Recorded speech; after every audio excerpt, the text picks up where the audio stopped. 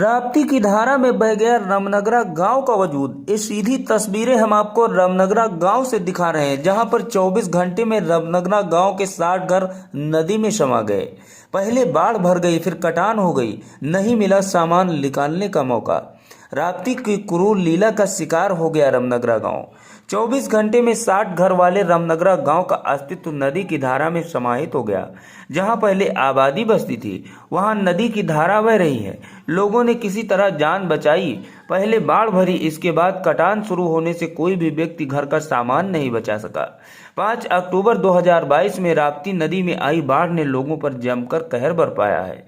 बाढ़ जिले के एक गांव का वजूद भी अपने साथ बहा ले गई। अब उस गांव पर राप्ती की धारा बह रही है, जहां पर 6 अक्टूबर को गांव बसा था। इकौना तहसील व गिलौला ब्लॉक क्षेत्र के रामनगरा गांव की विनाश लीला कुछ ऐसी ही है।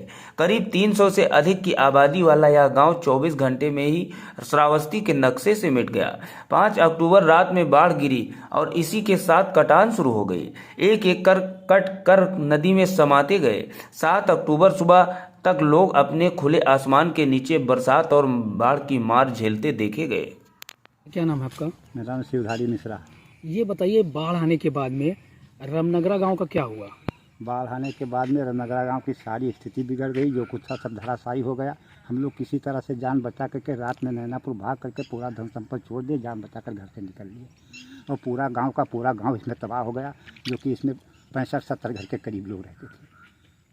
अच्छा, ये बताइए, आज राप्ती नदी जहाँ बह रही है, यहाँ पर एक गांव हुआ करता था।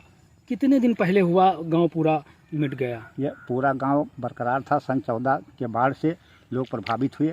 17 में कुछ घर कटे, फिर भी गांव मौजूद था। और ये 2022 में पूरा गांव समाहित हो गया। कितने दिन पहले यहाँ राप्ती नदी जहाँ पे बह रही है एक गांव हुआ करता था? ये लगभग 15-17 दिन पहले पूरा गाँव था।